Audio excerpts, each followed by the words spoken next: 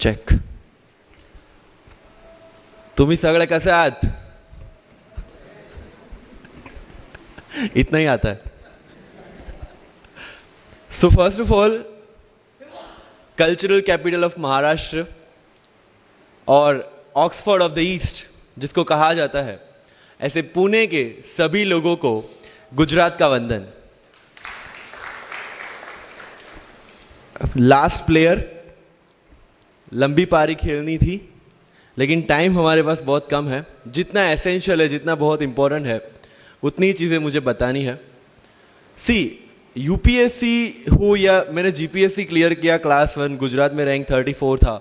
UPSC clear किया, rank 570, IPS, becoming the youngest IPS of Gujarat at such a early age. And then people come to you and बोलते हैं आप बहुत नसीबदार है, यू आर वेरी लकी.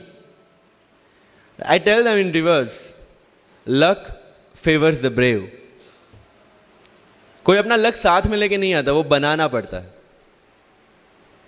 अगर आपके पास रिस्क लेने का एटीट्यूड है, सी मैं गुजराती हूं and we know the business, and business का एक ही फंडा है, higher the risk higher the profit. So अगर 8:30 को आपका एक्सीडेंट होता है और 9 o'clock आप मेंस की एग्जाम देने जा सकते हैं, इंटरव्यू से पहले 1 महीने तक आप हॉस्पिटलाइज्ड है और उससे 1 वीक पहले आप दिल्ली जाके उसकी प्रिपरेशन कर सकते हैं, तो luck has to come with you.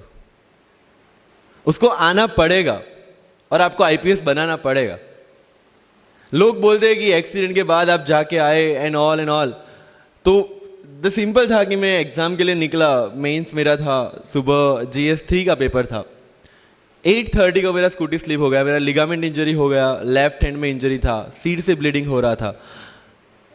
लेकिन मेरे पास 2 ऑप्शन थे. मैं खड़ा हुआ, मैंने देखा, okay my right hand is safe, and I decided I will go to the exam hall and write the exam. मेरे पास 2 ही ऑप्शन थे. या तो मैं वहां से उठ के रोने लगूं, यार मेरे साथ ही ऐसा क्यों हुआ, मेरा एक्सीडेंट हो गया, मेरा मेंस खराब हो गया, और हॉस्पिटल जाओ. या दूसरा ऑप्शन था कि मैं देखूं कि मैं 3 घंटे और सर्वाइव कर सकता हूं. हाँ, कर सकता हूं. मैं मेंस के लिए एग्जाम हॉल में गया.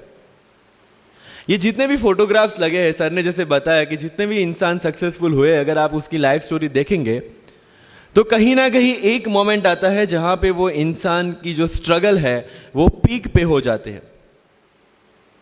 वो इस मोमेंट पे आपको डिसाइड करना है कि आपको वहां से यू टर्न लेना है या आपको वहां से आगे निकलना है. इन सब लोगों ने डिसाइड किया कि उनको वहां से आगे निकलना है. एंड दैट इज द फंडा ऑफ लाइफ.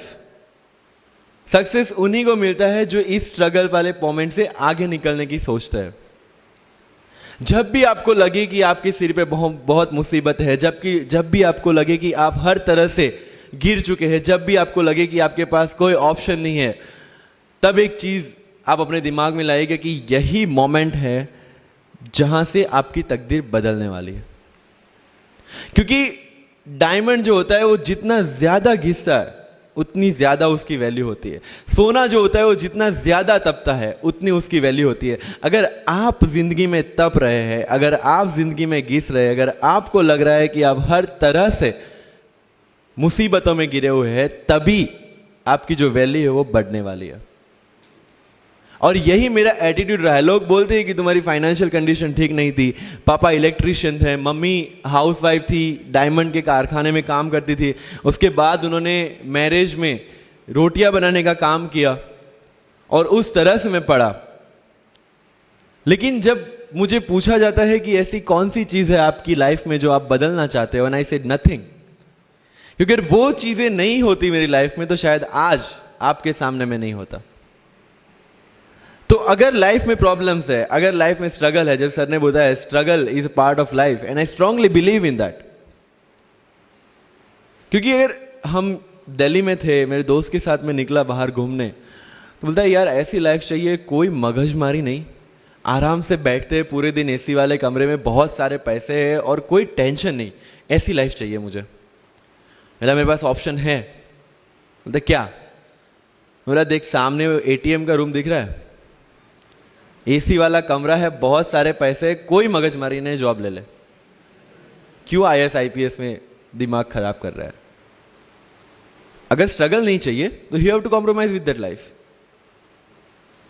जब भारत वर्ष का सपना चंद्रगुप्त ने देखा, चाणक्य ने देखा, और उस भारतवर्ष को बनाने के लिए जब ये संघर्ष जारी था, और तब राजा धनानंद की डॉटर दूरदराज से चंद्रगुप्त को प्यार हो जाता है, और जब चाणक्य उनको बोलते कि नहीं, तुम्हें उससे दूर रहना है, और तब चंद्रगुप्त बोलता है, आचार्य कभी कभी सोचता हूं कि जिंदगी में या ये भारत के सम्राट बनने के लिए इतना त्याग, इतना बलिदान ना देना होता तो। और तब चाणक्य रिप्लाई करते हैं, तो हर कोई भारत का सम्राट होता। This is the fundamental rule of life. अगर आईएएस बनने के लिए, आईपीएस बनने के लिए सैक्रिफाइस करना नहीं पड़ेगा, अगर उसके लिए आपको त्याग नहीं करना पड़ेगा, तो आज पूरे इंडिया में हर घर में आपको आईएएस आईपीएस मिल जाएंगे। So when you are entering into this game of UPSC और MPSC, make sure that you have to sacrifice anything which will take you to your goal.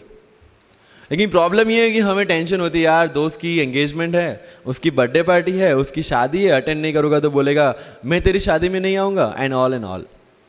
लेकिन बिलीव मी, जब आप आईएएस बन जाओगे, वो सामने से याद दिलाएगा, भाई इनविटेशन कार्ड नहीं भेजा तूने। समझ रहे हो? तो जो कुछ भी इसके लिए सेक्रीफाइस कर रहे हो, वो जब आप उस पोस्ट पे पहुंचोगे, सब कुछ वर्थ है, सब कुछ। मेरा इंटरव्यू था यूपीएससी का, मुझे एग्जैक्ट डेट याद है, 23 मार्च को मेरा इंटरव्यू था। 20 फरवरी को मुझे हॉस्पिटल में एडमिट किया गया क्योंकि मुझे इन्फेक्शन हो गया था बॉडी में, एंड बहुत हाई फीवर था, तो आईवी के अलावा कोई ऑप्शन नहीं था। 1 मार्च को ठीक होके मैंने सोचा चलो दिल्ली निकलते हैं। 2 मार्च को मैं दिल्ली पहुंचा। 3 मार्च को वापस से टॉन्सिलाइटिस का अटैक होने की वजह से फ्लाइट लेके वापस से पालनपुर, अहमदाबाद, अगेन हॉस्पिटलाइजेशन। 15 मार्च को I got relieved from the hospital. 16 मार्च को मैं दिल्ली पहुंचा, और 23 मार्च को I gave my UPSC interview. तो 1 महीने का हॉस्पिटलाइजेशन। उसके बाद जब दिमाग में ये था कि मेरे साथ जो लोग इंटरव्यू दे रहे हैं वो 1 महीने से प्रिपरेशन कर रहे हैं, एंड 1 महीने से मैं हॉस्पिटल में था, again I thought this is the moment to prove yourself. I went to the interview, और पूरे इंडिया में 2nd highest marks in interview. This is not to say कि मैंने कितना अचीवमेंट लिया, this is just to say UPSC is all about this. मैंने कोई preparation नहीं की थी यूपीएससी के लिए, इंटरव्यू के लिए, but again I scored good marks in interview, because UPSC सिर्फ आपका नॉलेज चेक नहीं करता। Make it very clear in your mind. जैसे सर ने बोला, it's a game of wisdom. आपको पहले ऑफिसर बनना पड़ेगा यहां से। यूपीएससी का काम तो सिर्फ थप्पा लगाना है कि हाँ ये ऑफिसर बन गया। जितने भी आईएएस आईपीएस ऑफिसर्स को आप मिलोगे, you will realise this thing कि ऑफिसर वाली क्वालिटीज इसमें पहले से है। आप जब प्रिपरेशन स्टार्ट करते हैं तभी से समझ लीजिए कि आपकी आईएएस और आईपीएस की ट्रेनिंग भी स्टार्ट हो गई।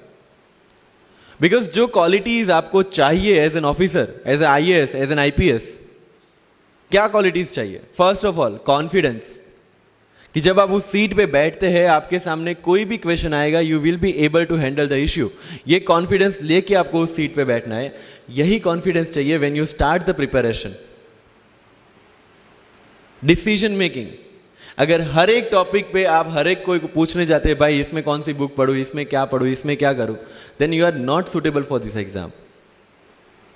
लोग बोलते हैं कि 1 साल में प्रिपरेशन, जैसे मैंने जून 2016 में मैं दिल्ली गया, और जून 2017 में मैं अपियर हुआ, and I clear UPSC and GPSC. People से कि सर 1 साल की मेहनत में आपने एग्जाम क्लियर कर दिया। यस, टेबल और चेयर पे बैठ के करने वाली मेहनत 1 साल की थी, लेकिन उसके पीछे की मेंटल प्रिपरेशन कितनी पुरानी थी। जब मैं प्राइमरी स्कूल में था तब सोचा था कि आईएएस बनना है, और तब से मेरी जो जर्नी है, तब से मेरा जो टेम्परामेंट है, तब से मेरा जो एटीट्यूड है, वो इसी डायरेक्शन में था। जब कॉलेज में था तब मैंने एनजीओ स्टार्ट किया, 3 एनजीओ से मैं जुड़ा था। जब लोग सोशल मीडिया, व्हाट्सएप और फेसबुक पे बिजी थे, मैं वहां स्लम में जाके बच्चों को पढ़ा रहा था। क्यों? क्योंकि मुझे पता था कि फ्यूचर में यही काम करना है, क्यों ना अभी से उसकी ट्रेनिंग ले लो।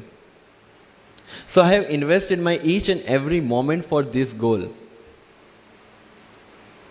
बिकॉज जो पर्सनालिटी टेस्ट लास्ट में यूपीएससी लेता है, इंटरव्यू नहीं है वो, we consider it as interrogation. Interview को इंट्रोगेशन लेके चलता है, वहां पे पूछताछ होगी नहीं। अगर यूपीएससी के इंटरव्यू में 10 में से 9 क्वेश्चन के आंसर भी आप सॉरी सर और sorry ma'am I don't know कह के देते हैं, उसका कोई इंपैक्ट नहीं पड़ता। इंपैक्ट पड़ता है वो 9 क्वेश्चन न आने का प्रेशर आप कैसे हैंडल करते हैं। आपके पसीने छूट जाते हैं या आप वही टेम्परामेंट के साथ इंटरव्यू कंटिन्यू करते हैं। मार्क्स उस चीज के हैं, मार्क्स है आपकी सोच के। एक ऑफिसर के तौर पे जब आपको आईएएस या आईपीएस की सीट पे बिठाया जाएगा, how will you treat the citizens of this nation? What will be your attitude to each and every person who is going to come and meet you? These things are being tested during UPSC interview. और इस सारी journey में अगर सबसे important कोई चीज है तो that is your learning attitude, और not for UPSC, for life even. Because when I am speaking in front of you in Hindi and English, to be very clear, I belong to rural background of Gujarat, और मेरा study जो हुआ है वो पूरा Gujarati medium में हुआ है, गवर्नमेंट स्कूल में। 12th तक का स्टडी मेरा गवर्नमेंट स्कूल में हुआ है, गुजराती बोर्ड में, गुजराती मीडियम में। And yet I can give my UPSC interview in English in Delhi and score such marks. Where did it come from? कहां से आता है ये? मुझे अभी भी याद है, मेरा college national institute of technology Surat था, जहां पे मेरे साथ जो पढ़ने वाले बच्चे थे वो सारे सीबीएसई आईसीएसई वाले थे, और मैं एज ए एलियन वहां पे पहुंचा था, क्योंकि तब मुझे पता चला कि मैकडी जैसा भी कुछ है और उसमें बर्गर जैसा भी कुछ मिलता है। That was my first exposure to any metro city. And जब मैं उनसे इंटरेक्शन करता था और इंग्लिश बोलने की ट्राई करता था, तो जैसे संजू मूवी में इंग्लिश दिखाया गया है गुजरातियों का, जो जीरो को जीरो बोलते हैं, उसी तरह I was also like that. Mother tongue influence आ जाता है, it's very obvious. So I use to speak notes and not notes, और डोर एंड नॉट डोर, और don't and not don't. So they use to make fun of me. Safin, it's not don't, it's don't. Okay, fine. I had 2 options. Either I stop speaking English with them or improve on that and go ahead. I decided the second option.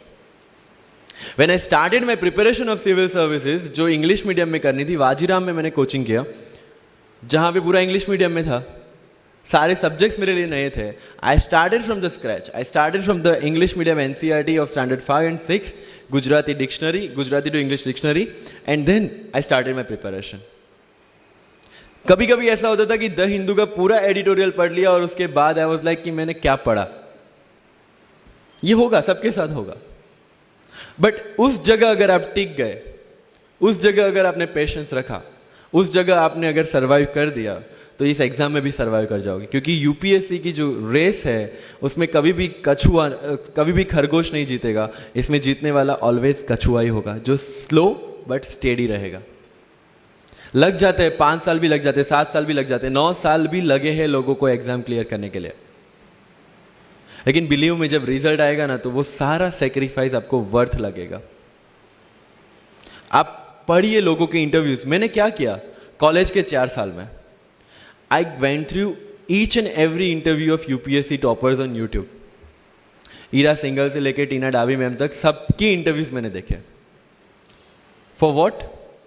Just to know कि उन्होंने ऐसी कौन सी गलतियां की थी जिससे इनको इतना टाइम लग गया, और मुझे कौन सी गलतियां रिपीट नहीं करनी है।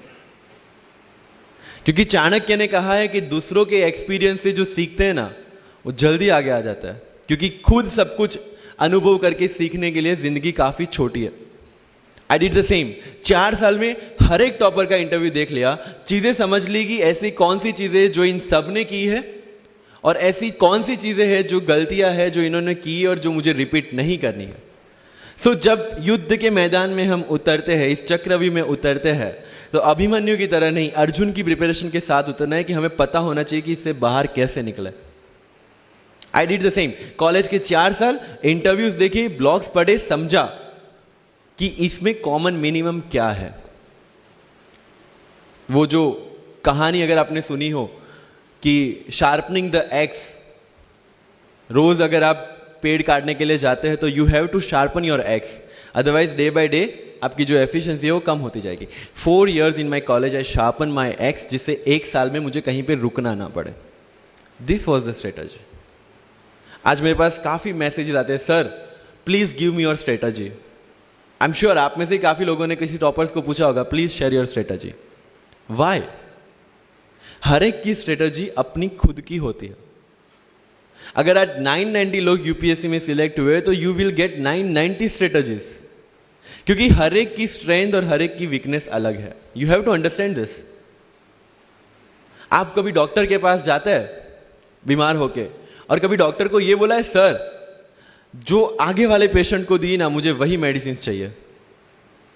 डिड यू से लाइक दैट? नो, क्योंकि उसकी बीमारी अलग है, मेरी बीमारी अलग है. सेम चीज विथ यूपीएससी. आपकी स्ट्रेंथ और आपकी वीकनेसेस अलग है, किसी टॉपर की स्ट्रेंथ और किसी टॉपर की वीकनेसेस अलग है. Why should I walk on the same path, जबकि मुझे पता है कि वो मेरे लिए बना ही नहीं. I have to create my own path. मेरा यूपीएससी का जो बुक लिस्ट है वो अगर आप देखेंगे ना, तो यू विल फाइंड कि ये completely out of the box book list है. मैंने कभी लक्ष्मीकांत नहीं पढ़ी. आई नो यूपीएससी फ्रेटर्निटी के लिए ये बहुत बड़ा स्टेटमेंट है. I never read Shankar IAS, I never read Yojana, I never read Kurukshetra. I didn't do writing practice for mains. मैंने मेंस में GS2, GS3, GS4 का एक एक पेपर, एक ऐसे और ऑप्शनल का एक एक पेपर लिखा है. That's all about my writing practice. Because I knew what are my strength and what are my weaknesses. Mains में 3 चीजें होती है, handwriting, speed and content. When I was so sure about my handwriting and my speed, why should I waste my time on writing the papers? Instead of that, I focused on improving my content. Getting my point? So if you are the aspirant की जिसको लगता है कि 3 घंटे में मेरे से paper finish नहीं होता, then go for writing practice. Then write as much as you can because you need that. But किसी टॉपर ने 50 पेपर लिखे हैं, 3 टेस्ट सीरीज ज्वाइन किया है, इसलिए मुझे भी करना पड़ेगा. No, that is not the rule in UPSC. किसी ने ये टेस्ट सीरीज ज्वाइन की, मैं वहां चला गया. किसी ने वो टेस्ट सीरीज की, मैं वहां चला गया. No, you have to create your own path and this was the biggest part of my UPSC preparation. सुनो सबकी, करो मन की. This is applicability of your mind. क्योंकि आपकी स्ट्रेंथ, आपकी वीकनेस आपसे ज्यादा अच्छा कोई नहीं जानता. आपके पेरेंट्स भी नहीं, आपका सबसे क्लोज टीचर भी नहीं. आपको 3 बार चीजें पढ़ के समझ में आती है, किसी को 5 बार पढ़ के समझ में आती है, किसी को 1 बार समझ में आ जाती है. But I want follow the same path जो आगे लोगों ने फॉलो किया है. वो मेरे लिए बना ही नहीं है. I have create my own path. Getting my point? Yes और नो? सो जो मजदूरी है वो सड़क पे एक इंसान 12 घंटे गड्ढा खोद के भी करता है, और एक टॉप कंपनी का सीईओ भी 12 घंटे दिमाग चला के मेहनत करता है. लेकिन how he is different from that person on the road? Because he uses his mind. In UPSC we are suppose to do the same. मुझे पता चला कि भाई लक्ष्मीकांत मेरी मेंस की रिक्वायरमेंट फुलफिल नहीं करता. प्रीलिम्स जैसे सर ने बताया was not into consideration. I know कि उसमें सिर्फ एक ब्रिज क्रॉस करना है, एक हर्डल क्रॉस करना है. अगर मैं प्रीलिम्स में 180 भी लेके आया, 190, इवन 200 भी लेके आया, तो मेंस में तो मैं सबके बराबर ही खड़ा हूं. Why to waste your time and energy on something which is just qualifying? Instead of that, put your focus and energy to something, mains and interview, कि जिसकी वजह से आपको सर्विस मिलना है. Good marks in mains ensure that you are in the list.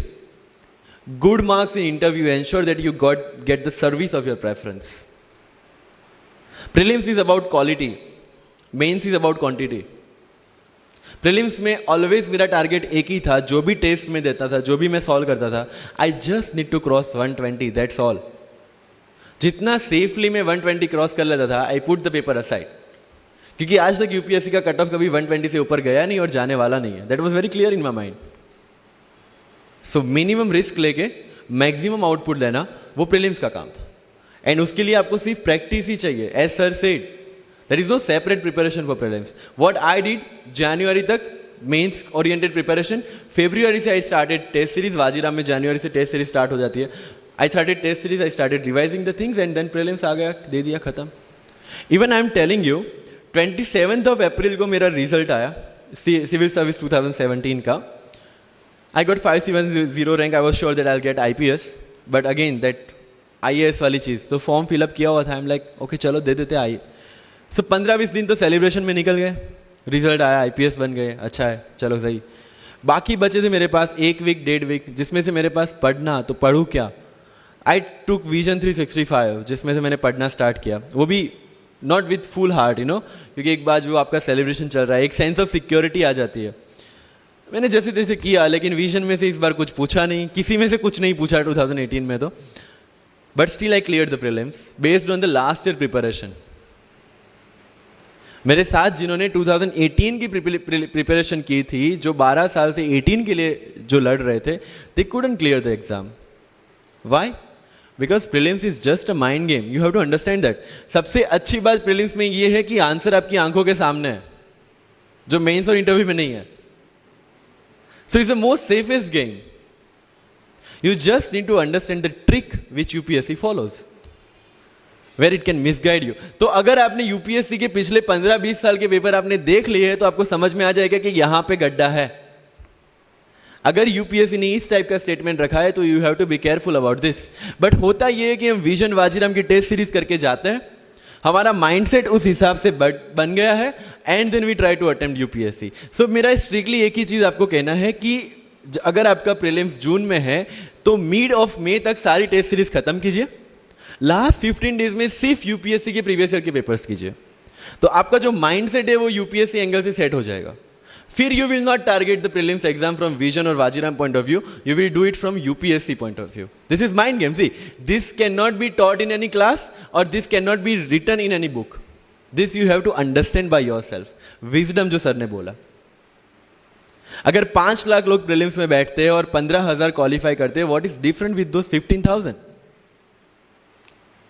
There are certain keys जो आपको पकड़नी है प्रीलिम्स के लिए। Test series is a practice test. हम क्या करते हैं, टेस्ट सीरीज दे दिया, मार्क्स देख लिए, खत्म। No, that is not for your evaluation, that is part of your learning process. What I used to do sir, कि वाजीराम का जब टेस्ट खत्म होता था, मैं घर पे आके खुद उसकी की बनाता था। How does it help you? It helps me to understand the entire topic again. 1 to 100 question, 100 topics, again you are revising. Key में क्या होता है, जो 4 ऑप्शन दिए उसके इर्द गिर्द ही पूरा सॉल्यूशन देता है। जब आप गूगल पे पढ़ते you understand the whole topic again. तो अगर सेम टॉपिक में से कोई और क्वेश्चन भी आ जाता है, you have already revise the things. This is how you will practice for prelims. अगर कहीं पे भी टाइम इन्वेस्ट कर रहे हो, you have to get optimum output out of that. लोग करंट अफेयर्स के नोट्स बनाते हैं न्यूज़पेपर पढ़ के। I never made any notes. Why? जब कोचिंग क्लासेस इतना पैसा दे के उनके लोगों को बिठा के न्यूज़पेपर में से, पीआईबी में से, पीआरएस में इतना अच्छा मंथली मैगजीन प्रिपेयर करते हैं, what's the need for me to write down the same thing again in my notes?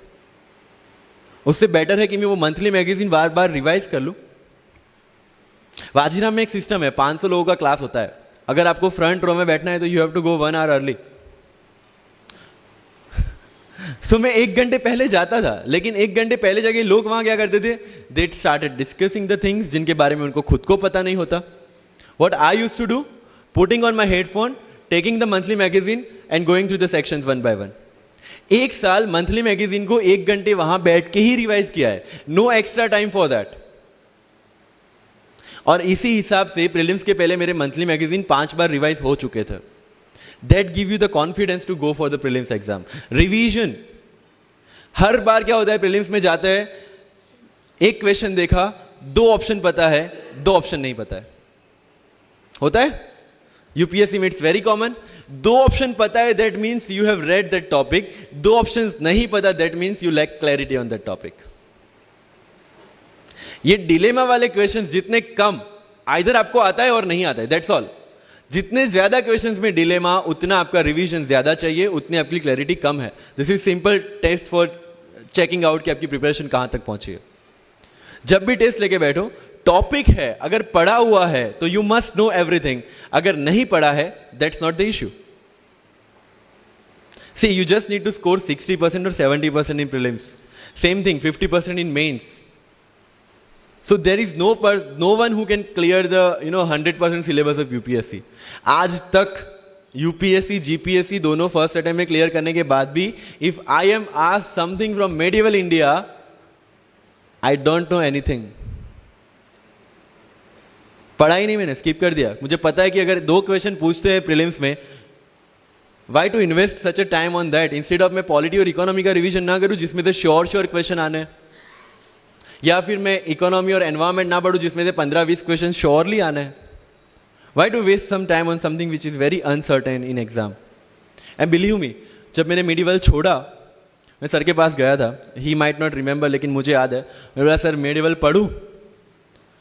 बोलते क्वेश्चन पूछते तो नहीं है मेडिवल में, लेकिन मैं ये नहीं कहूंगा कि तुम मेडिवल मत पढ़ो, क्वेश्चन आ गए तो। एंड आई अंडरस्टूड, सर समझदार को इशारा काफी है। I left the portion and 2017 के प्रीलिम्स में एक भी क्वेश्चन मेडिवल से नहीं है। अब इसको आप लक बोलोगे, बट ये लक तब बना जब मैंने कोई डिसीजन लिया। समझ रहे हो, राइट? तो सी यूपीएससी, मैंने पहले भी अपने इंटरव्यूज में कहा और आज फिर से करा, it's just a mind game, it's just a mind game. चीजों को समझना है। मेंस में अगर मैंने आंसर राइटिंग नहीं किया तो I should not gate demotivated, because मुझे पता है कि मुझे उसकी जरूरत नहीं है। आपकी जरूरतें आपको पता होनी चाहिए कि आपको किस चीज में। आई was very sure in my mind कि अगर मुझे फर्स्ट अटेम्प्ट में क्लियर करना है तो मुझे कोचिंग चाहिए। That was very clear in my mind. जब मैंने सोचा कि कोचिंग करना है, वाजीराम में करना है, क्योंकि I research a lot about coaching institutions, तब मैं डिसीजन पे पहुंचा कि वाजीराम में करना है। पता चला कि वहां की फीस 1.5 लाख है, रहने का खर्चा 3-3.5 लाख तो आराम से हो जाएगा। अरे घर में टोटल सेविंग 10,000 से ज्यादा नहीं थी उस time, but I saw the dream, करना है, यहीं से करना है। एंड फिर गांव से एक बिजनेसमैन ने बोला कि ठीक है, you go to Delhi, you pursue your dream, I will finance your expenditures. But ये तब हो पाया जब I saw the dream without considering the situations. इसलिए ओम शांति ओम का एक डायलॉग जो मुझे सबसे ज्यादा फेवरेट है, अगर किसी चीज को पूरी शिद्दत से चाहो तो सारी कायनात तुम्हें उससे मिलाने की साजिश में लग जाती है। मेरे साथ ऐसा ही हुआ, क्योंकि मैंने शिद्दत से चाहा था यूपीएससी को, और जिस दिन दिल्ली में मैंने पैर रखा था, उसी दिन मेरे दिमाग में क्लियर था कि मेरा फर्स्ट अटेम्प्ट ही मेरा फाइनल अटेम्प्ट होगा। इस मेंटालिटी के साथ, सी होप्स वी कैन डू, हम ड्रीम्स देख सकते हैं, रिजल्ट क्या आना है वो अपने हाथ में नहीं है। तो जब प्रिपरेशन कर रहे हो और अगर दिमाग में आता है होगा कि नहीं होगा, होगा कि नहीं होगा, टेल मी वन थिंग, वो आपके हाथ में है क्या? Is that in our hand? Result क्या होगा? No. What is in our hand? Working, giving your 100% for this exam and with proper strategy, that is in my hand. I will do it. और अगर इतनी शिद्दत से मेहनत की है 100% देके और फिर भी एग्जाम नहीं होता, believe me, you won't be dissatisfied, you won't be demotivated, you will feel I give my 100%, आगे उसकी मर्जी। ये एटीट्यूड के साथ रहना है इस एग्जाम में। मेरी बातें थोड़ी मैं ये नहीं बोलूंगा कि यूपीएससी में प्रीलिम्स में 2 पेपर होते हैं, मेंस में 9 पेपर होते हैं, इंटरव्यू इतने मिनट का होता है। No, that is very much available on internet. What I want to focus is what are the pre requirements to enter into this field. इस चक्रव्यूह में उतरने से पहले कौन सी तैयारी आपको करके उतरनी है। And the very first and most important is confidence. मुझे याद है मेरे क्लास में एक स्टूडेंट था हु वॉज अ डॉक्टर, वो प्रिपरेशन कर रहा था। जब भी क्लास में कोई भी क्वेश्चन पूछा जाता था ना, he was always ready to answer. कोई भी, irrespective of the subject, irrespective of the faculty, answer उसके पास रेडी था। एंड माई फ्रेंड्स आर, भाई he is so talented, so intelligent, हमसे कैसे हो पाएगा? I mean like, why do you जज yourself based on his own parameter? UPSC में एक वैकेंसी नहीं है, देयर आर 1000 वैकेंसीज। अगर वो एक भी लेगा तो 999 है हमारे लिए। Why to think about that one seat? And he couldn't clear the prelims of that year, even 2018 wala bhi. So understand this, it's not about your intelligence, it's not about how much you know, it's about how well you can express the things.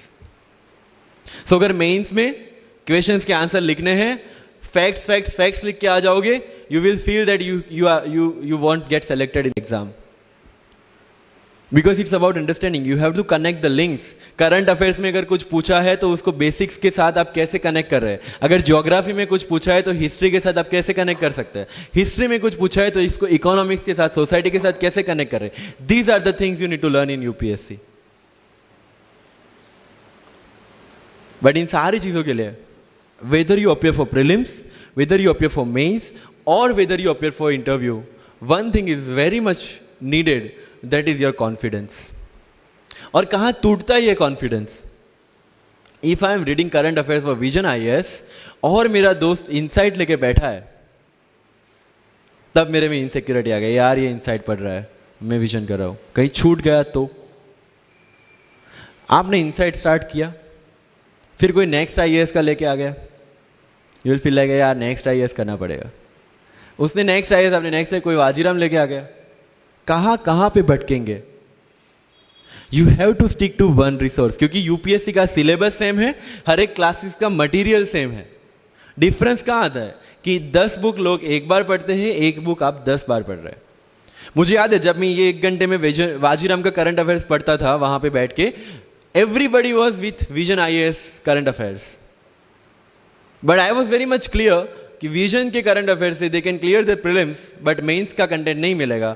जो मैं पढ़ रहा था that was specifically design for mains, and I could like I continue this Vajiram without getting affected what other people are doing. Coaching में भी ये same होगा.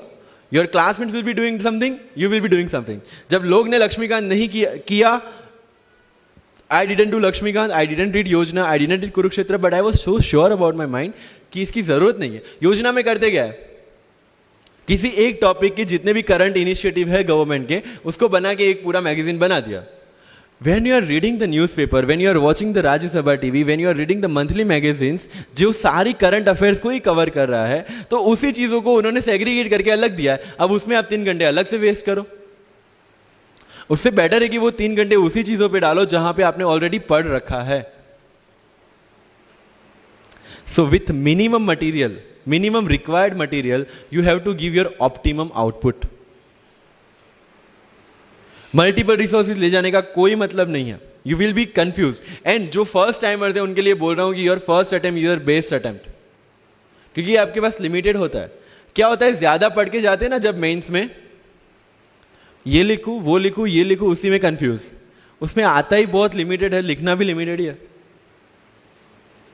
Right? So it's about your limited knowledge with maximum understanding.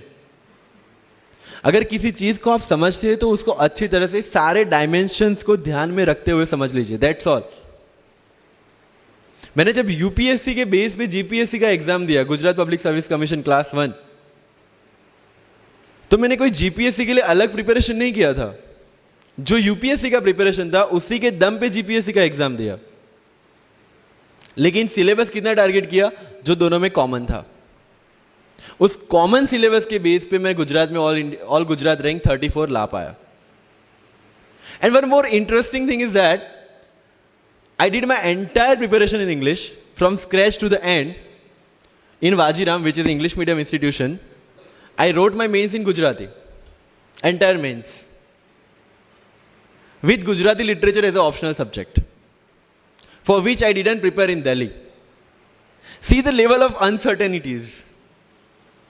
But that was well designed according to my strength and my weaknesses. I knew कि मेरा schooling Gujarati medium में हुआ है. The way I can express in Gujarati, I cannot express in English. And UPSC mains is all about ethics, essay and optional, in which you have to write your own thoughts. Why should not I join Gujarati medium? Preparation English में था, लेकिन वो किस लिए था? To understand something. Once you have understood something, you can represent in English as well, Gujarati as well, Hindi as well. So medium का तो कोई question UPSC में कहीं पे भी नहीं आता है, believe me. If you have understood the things well, you can represent in any language. And UPSC don't see your fluency and accuracy in the language. It sees your clarity and the way you express the thoughts. So never ever be confused about your medium of exam. Choose the medium जहां पे आपको लगता है कि आप अपना 100% दे सकते हैं. और अगर फिर भी confusion है, take a essay topic, Write down one essay in Marathi or Hindi or whichever language you are confused with, and write the same topic in English. Get it evaluated by yourself only and see where you have given your 100% and optimum output. That is your language which you can choose for the mains. That's all. UPSC में interview English में दे या हिंदी में दे, जिस language में आप अच्छे से clarify कर सकते उसी लैंग्वेज में देना है. That's all. सर कितने घंटे पढ़े? One test. रात को जब सोने जाते हो अपने आप से पूछो कि आज के दिन में कितना टाइम वेस्ट किया. वो वेस्ट होता टाइम जब कम होता दिखे, समझ लेना कि you are on the right track. Never ever go with the quantitative parameters. 2 chapter खत्म करने हैं, 5 चैप्टर खत्म करने हैं, 15 घंटे पढ़ना है. No, it's very mechanical. You have to be very careful about these things. And one very, very clear thing which the classmates of mine have done the mistake, never go for any shortcut. It will never help you in UPSC. लोग क्या करेंगे? Monthly magazine पढ़ेंगे through out the preparation, और फिर last 2 महीने में they will take 365. जब पढ़ा है और उसी में से वो मटेरियल बना है, तो जो चीजें पढ़ी है उसी को बार बार रिवाइज करने का क्यों हम नहीं सोचते? When you will read one thing for 5 times, 6 times, believe me, you will get the thorough understanding of that particular topic. But अगर सेम टॉपिक को आप किसी और बुक में से पढ़ेंगे ना, you will have to start from the scratch. क्योंकि माइंड की मेमोरी जो जिस हिसाब से काम करती है, आपको उस हिसाब से काम लेना है उसके पास से. I have never asked any senior about sir इसके लिए कौन सी बुक पढ़े, इसके लिए क्या करें. हाँ, अगर कहीं डीमोटिवेट होते हैं, कहीं आपको मोटिवेशन की जरूरत पड़ती है, कहीं आपके नेगेटिव मार्क्स कम ज्यादा हो रहे हैं या फिर प्रीलिम्स में आपका स्कोर कम है, you can definitely ask them कि मेरी मिस्टेक कहाँ पे हो रही है. बट रिक्वायरमेंट हमारी अलग है, तो जरूरतें हमारी अलग है, तो सोर्सेज भी हमारे अलग होंगे. तो मुझे जब लगा, एंड मेरी पूरी preparation mains and interview oriented ही थी, प्रीलिम्स के ओरिएंटेड मैंने कुछ नहीं पढ़ा. I never read India yearbook as well, क्योंकि पता है इंडिया ईयरबुक में होता क्या है? करंट अफेयर्स का updation.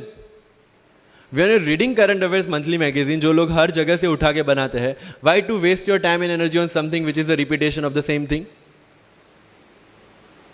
So you have to be very smart in your approach. And one thing, अगर सिविल सर्विस में जाना है और इस गेम में टिकना है, तो आपका जो इंस्पिरेशन होना चाहिए, that should be from with in. आपको आईएएस आईपीएस क्यों बनना है? This is the fundamental question. और जब भी डीमोटिवेशन जैसा लगे, जब भी लगे कि मेरे से नहीं हो पा रहा है, ask this question to yourself. अगर कन्विक्शन स्ट्रांग होगा क्यों बनना है, you will be able to stay in this game. लेकिन अगर पैसों के लिए जाना है, मटीरियलिस्टिक गोल्स लेके जाना है, believe me, UPSC checks our presentation, but God checks our intention. This is very much clear, which I have felt, which I have seen. With what intentions you want to enter into service matters a lot. If you feel for the downtrodden, if you feel that you want to work for the nation, if you feel that you want to give something to the society, then only come into this service. If you want to make money, join some corporation. So with clear intentions, with clear inspiration, you have to enter into this game, and with lots of confidence. Don't take certificate from others. आज तक life में हमने यही किया है. अगर किसी marriage में भी एकदम बन ठन के गए हैं, लेकिन जब तक सामने वाला मुझे नहीं बोलता dude you look good today, हमें सेटिस्फेक्शन नहीं होता. Isn't it? We want certificate from others.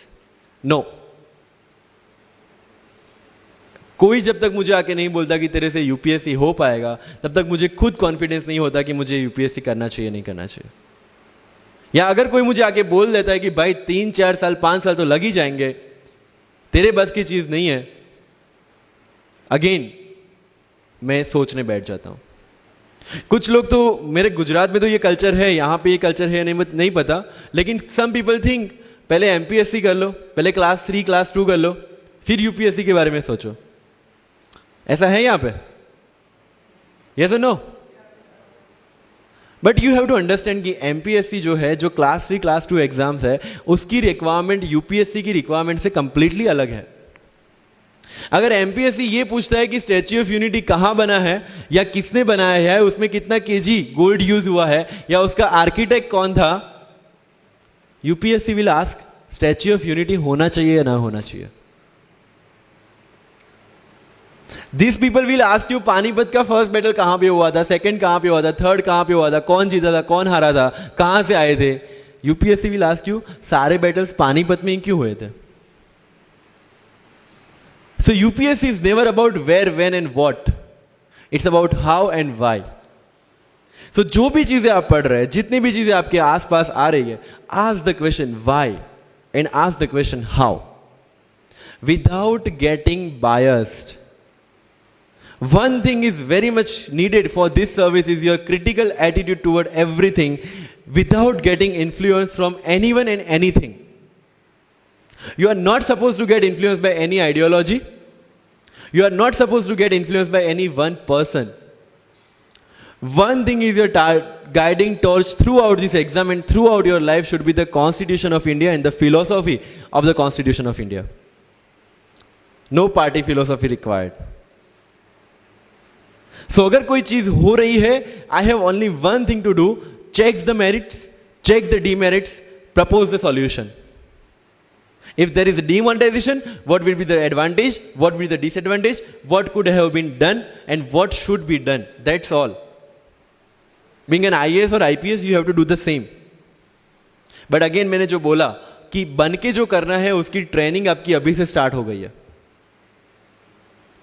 किसी व्यक्ति विशेष के इन्फ्लुएंस में आके या किसी विचारधारा के इन्फ्लुएंस में आगे अगर आपने ये एग्जाम की प्रिपरेशन स्टार्ट की, believe me you are not going to score good in this exam.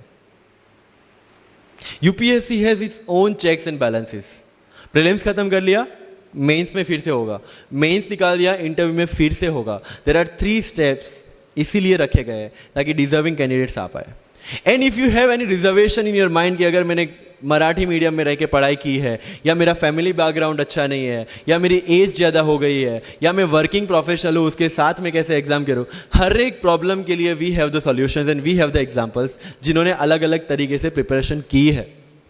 All India rank 2 Anu Kumari madam 1.5 साल 2 साल के लिए अपने 2.5 साल के बच्चे को अपने से दूर रख के प्रिपरेशन किए at the age of 31 and she could become the IAS।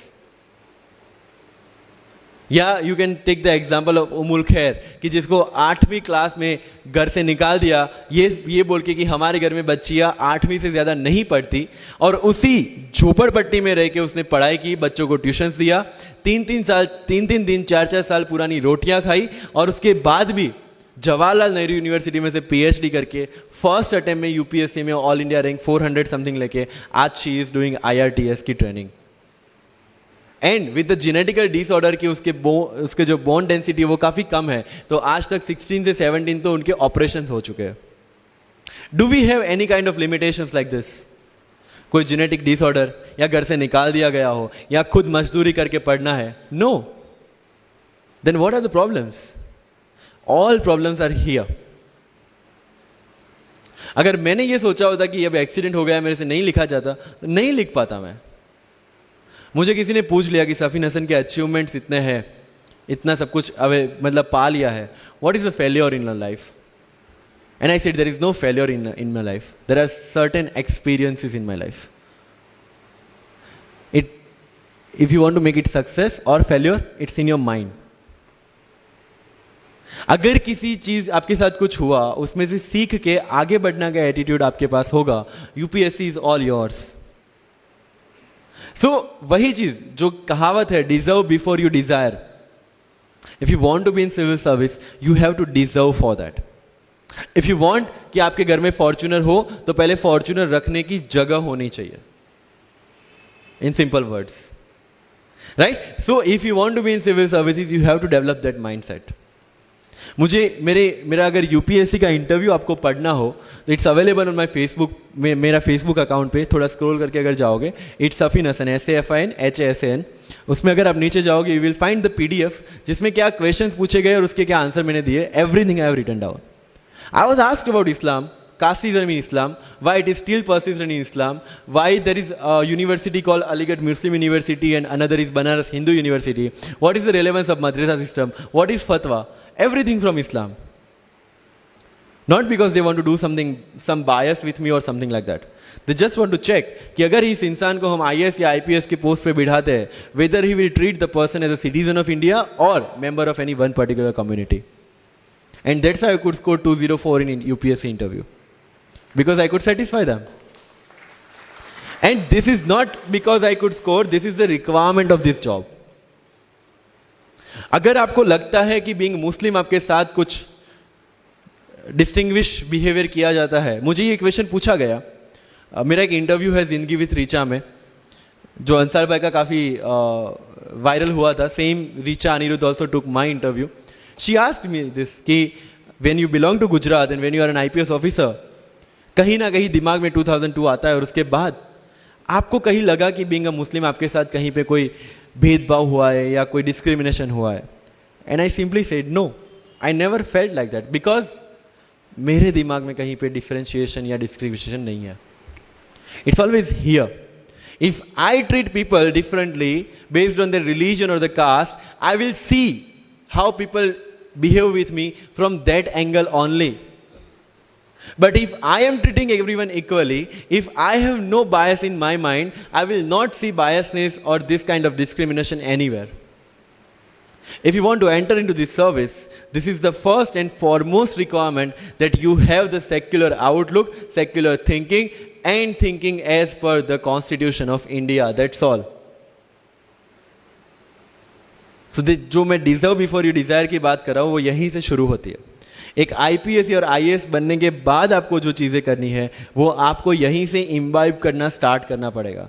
You can not go to each and everyone and ask इसके लिए क्या करूँ, उसके लिए क्या करूँ. You have the internet, find your questions and find your answers by yourself.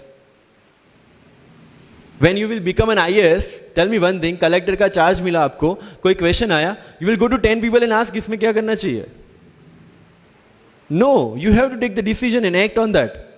Being an IPS, आपको कहीं पे मोब हैंडल करने जाना है, you cannot ask your subordinates or your constable, भाई इसमें क्या करूँ. You have to take decision. That decision making starts from here.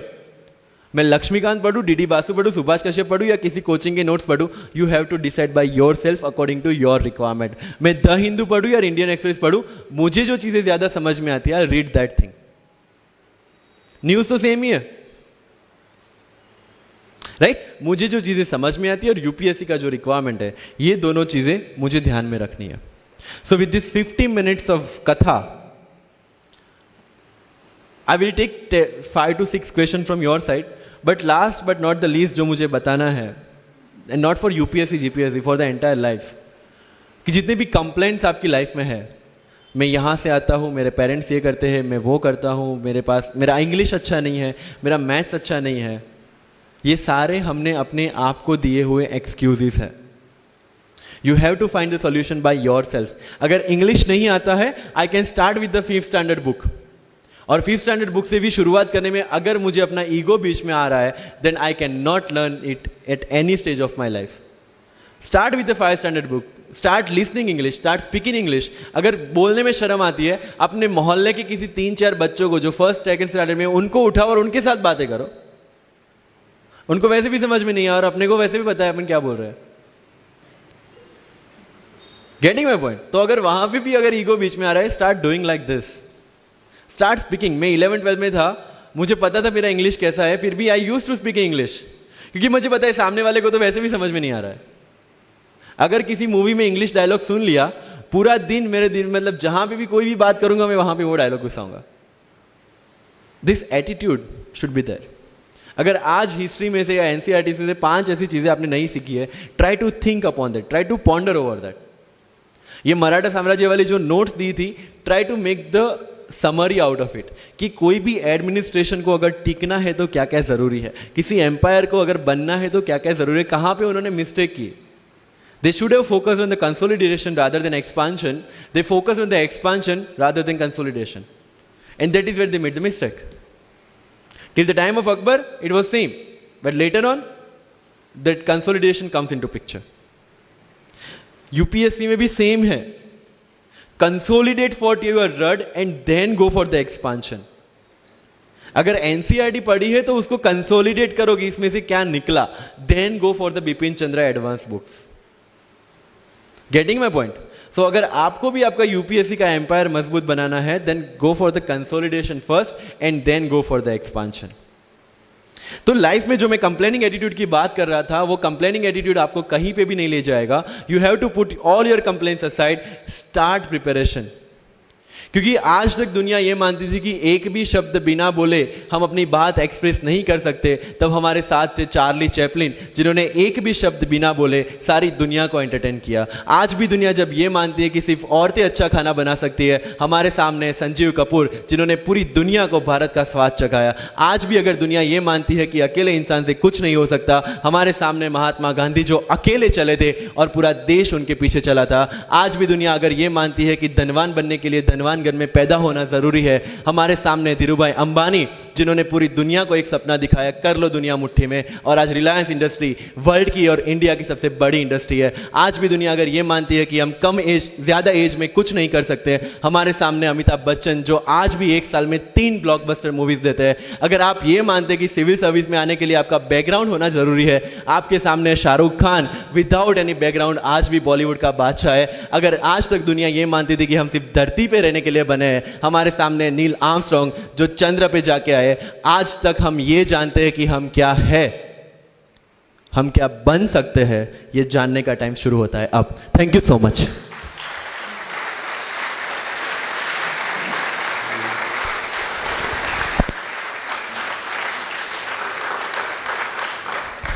Wow, that was full power. Thank you very much, sir. So, yeah, so I would request all my volunteers to come around, and also we would like to present some Thanksgiving memento to our beloved guests. And yeah.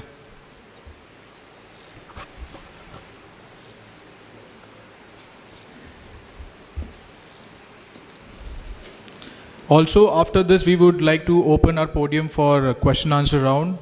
And just to also let you guys know that when we guys exit, so our volunteers would be standing at the exit gates. So just remove your registration form from the thing that has been provided, fill it up, and while exiting, give it to them.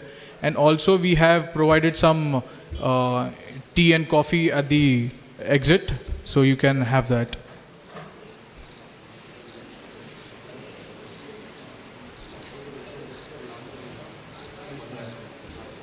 Okay, so you can just drop your registration form at the registration desk while going. Yeah.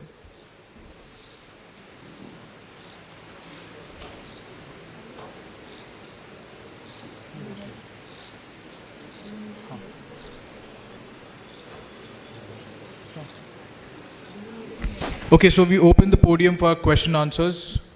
Can we have the mic for the audience, please? Yes. Anybody who would like to ask any question to any of our guests, please? Hello.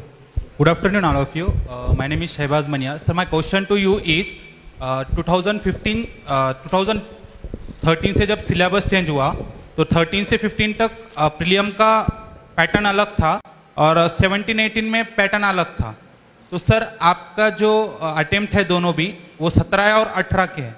तो आपने पहले इसका attempt ना देते हुए ये दोनों से कोप अप कैसे किया प्रीलिम्स? मतलब सडन चेंज था पैटर्न में, तो और आपने दोनों भी प्रीलिम्स क्लियर किए हैं. तो सर प्रीलिम्स के ऊपर थोड़ा सा एनलाइटन कीजिए. Thank you. 16 और 17 का, सॉरी 17 और 18 का प्रीलिम्स का पेपर पैटर्न अलग था, लेकिन वन थिंग इज दैट कि वो सबके लिए अलग था. जो 4 साल से प्रिपरेशन करी है उनके लिए भी और जो फर्स्ट टाइमर है उनके लिए भी. So you have to make one thing very clear कि जो अनसर्टेनिटी है, that is part of UPSC. It's unpredictable public service commission. तो अगर इफ यू हैव नोटिस्ड 17 का मेंस का पैटर्न भी अलग था compare to 16. So this is just to give you level playing field. UPSC का ये चीज है कि it will always equal the opportunity for everyone. तो सीनियर और फ्रेशर्स के बीच में इक्वल अपॉर्चुनिटी देने के लिए they give this unpredictability. One thing make sure, 17 का पेपर पैटर्न अलग था, 18 का तो कंप्लीटली अलग था, 19 का वी डोंट नो कि कैसा होगा. So your preparation should never get changed. आपका जो ट्रैक है जिसमें आप स्टैटिक की प्रिपरेशन कर रहे हैं और करंट अफेयर्स की प्रिपरेशन कर रहे हैं, जिस हिसाब से कर रहे हैं, follow the same, because everybody is doing the same and whatever the change will be there in UPSC will be equal for all. वहाँ पे आपका जो ऑफिसर वाला एटीट्यूड है, नई चीज़ों को कॉप अप करना और नए चैलेंजेस को फेस करना, जो आप ऑफिस में बैठ के हर रोज हर घंटे करेंगे, वो यूपीएससी में करना है. राइट? तो पेपर पैटर्न चेंज होगी, that will not make that impact जितना आप उसको दिमाग से लेंगे. Because everybody is facing the question paper for the first time, whoever is sitting for the UPSC prelims. तो पेपर पैटर्न नया हो या आउट ऑफ द बॉक्स हो, इट इज फॉर एवरीवन. जैसे फॉर एग्जाम्पल मेंस में question पूछा गया था, decolonisation of Malay peninsula. People got frustrated कि इतना कॉर्नर क्वेश्चन क्यों पूछा गया. आई वॉज हैप्पी कि कॉर्नर है, किसी को भी नहीं आता होगा, so relatively I am safe. UPSC is all relative, you know. तो अगर प्रीलिम्स का पेपर टफ है, सबके लिए टफ है. अगर कॉर्नर से क्वेश्चन पूछे गए, सबके लिए पूछे गए. So you should never worry about what UPSC will bring on your table. You should only worry about how much you want to eat from that. Right? So unpredictably is part of the exam. Prelims में भी है, mains में भी है, and UPSC interview में तो सबसे ज्यादा है. Why to worry about that which is not in our hand? What is in our hand? Preparation, static portion, current affairs. Give your 100% to that. That's all. Clear? Yeah. Thank you. Thank you. Any more questions? Please raise your hand if you have any.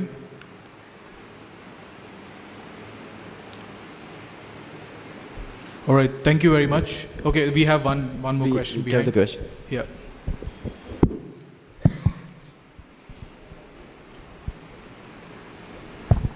Good afternoon and congratulations Mr. Safin, what you have achieved in your life.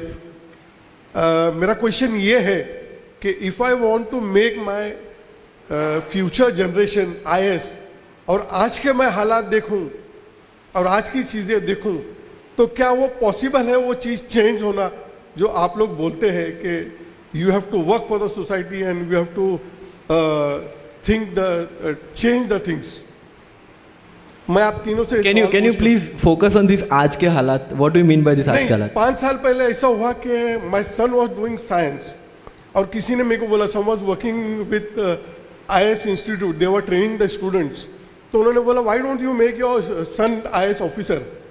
तो मैं बोला I don't want to make my son IAS officer. The reason is कि मैं जो चीज़ देख रहा हूँ, कल अगर वो रिश्वत खाए और कल वो चीज़ अगर ऊपर से फोन आता है और वो चीज़ नहीं हो सकी उससे और वो गलत काम करने लगे, तो मैं उसको वो चीज में क्यों डालूं?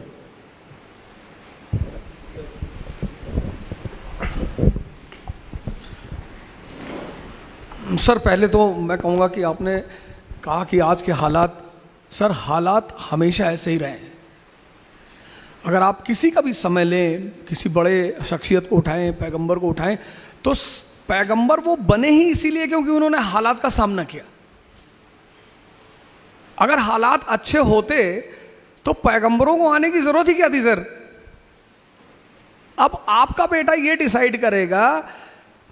अब देखिए, इन साहब ने इतनी बातें कही, इन्होंने अपनी बातों में आंसर दिया. एक आम आदमी की पूरी जिंदगी दर्द से भरी हुई है, बस वो आम है. एक महान आदमी की पूरी जिंदगी चुनौतियों से भरी हुई है. ये जो आपने शब्द यूज किया ना, हालात, सर हालात से ही तो लड़े राम, मोहम्मद साहब. आप मोहम्मद साहब का टाइम देखिए, आप मोहम्मद साहब का टाइम देखिए सर, पहली चीज. दूसरी चीज सर ये है कि हालात, अब जैसे हम तो, मैं तो हिस्ट्री का टीचर हूं, तो मैं तो हमेशा एग्जाम्पल वहीं से उठाता हूं. 1398 1398 तैमूर हिंदुस्तान आता है, तबाही मचाता है, सब कुछ खत्म कर देता है. 1398 से लेके 1556 सेकेंड बैटल ऑफ पानीपत, आप समझ लो 150 साल हिंदुस्तान की हालत खराब, सब कुछ तहस नहस. और उस परिस्थिति में सर 1556 में एक 15 साल का लड़का गद्दी पे बैठता है, अकबर. सर हालात देखो आप, हम नाहक में उसे ग्रेट नहीं कहते सर, हम ग्रेट सिर्फ इसलिए कहते हैं कि भाई तुमने इस हालात से तुम निपटे कैसे. एक आदमी कह रहा है मेरा पड़ोसी मुझे गाली दे रहा है, सबके देते हैं. दुनिया में कौन सा पड़ोसी जो किसी को गाली ना दे? और अगर ऐसा है कोई तो आप बताइए, मैं तो मिलूंगा उस आदमी से। लोग कहते हैं मेरे रिश्तेदार मेरे पीछे पड़े। रिश्तेदारों का काम ही है, और क्या करें वो, कि मेरे खाला ने हमको डिमोरलाइज कर दिया कि इतना बड़ा सपना देख रहे हो आईएएस बनने का। अरे कुछ पहले कर लो, अपने माँ बाप की स्थिति देखो। सर काम ही है सर। फ्रेंड आपका आ गया, उसने कहा अरे यार आईएएस बनने जा रहे हो। अच्छा, ये सीधे हमला कभी नहीं करते, ये इनडायरेक्टली करते हैं। मेरे पास एक लड़की आई 4 दिन पहले, उसने कहा सर मेरे पापा बहुत परेशान है, हमसे करे वापस आ जाओ। मैंने कहा ठीक है, अपने पापा को बोलो मुझसे बात करें। तो मैंने उनसे पूछा कि सर क्या हुआ बताइए। तो बोले ऊर्जा साहब हमें बहुत डर लग रहा है। मैंने कहा कैसे, बताइए हमें। बोले हमारे पड़ोसी बता रहे थे कि दिल्ली बड़ी ऐसा ऐसा कांड हो गया। बीच में कांड हो गया था तो काफ़ी फेमस था, एक बच्ची के साथ दुर्व्यवहार हो गया था, उसकी हत्या हो गई थी। मैंने कहा सर इंदिरा गांधी मार दी गई सर, प्राइम मिनिस्टर उस वक्त थी, आप खुदा बन रहे हो सर, बचा लोगे, ले जाओ सर। हिस्ट्री ने जिसको भी ग्रेट कहा सर, 51 साल की कैरियर में उस आदमी ने तौहीद इलाही, आज मैं तो यूपी का हूँ, इलाहाबाद का नाम बदल गया, प्रयागराज हो गया, लेकिन कभी अगर मेरी मुलाकात हमारे ऑनरेबल सीएम से होगी तो मैं उनसे बोलूँगा सर इलाहाबाद का नाम तो उसने कभी चेंज ही नहीं किया सर, उसने चेंज ही नहीं किया सर। प्रयाग आज भी वहाँ मौजूद है। प्रयाग स्टेशन, आप कभी इलाहाबाद जाएंगे तो आप देखेंगे वहाँ 2 स्टेशन है, एक इलाहाबाद स्टेशन है, एक प्रयाग स्टेशन है। तो प्रयाग तो वहाँ आज भी है sir. Allahabad is a meeting ground. जैसे मैंने आगरा के बारे में आपको बताया, तो इलाहाबाद में 2 नदियाँ आके मिलती हैं, यमुना और गंगा। तो आप पूरी नॉर्दर्न इंडिया उस नदी से कवर कर सकते हो।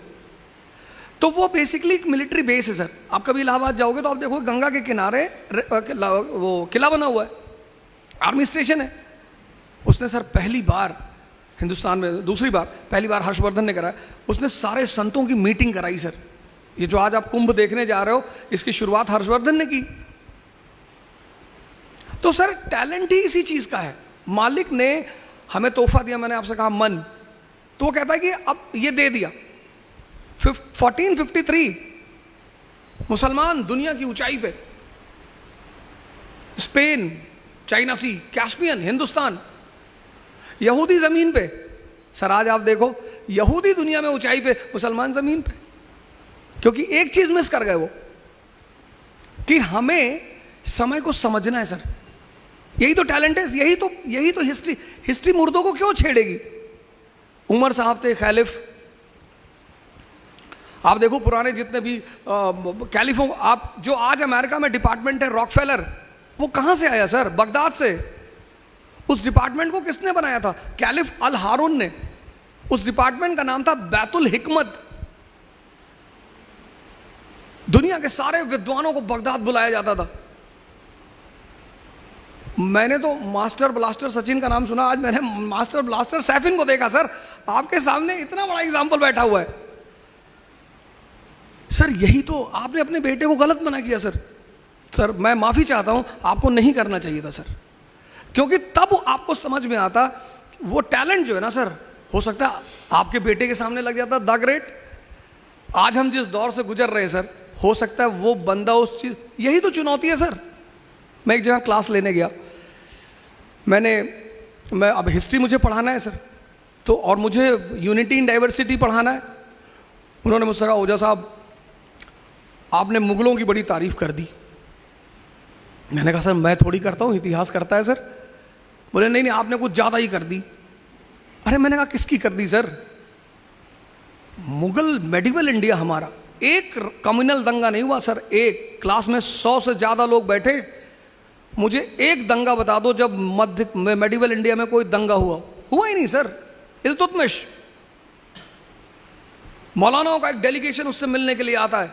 इम्प्लीमेंट डेथ और इस्लाम इन हिंदुस्तान, उसका गुरु है कुतुबुद्दीन बख्तियार काकी।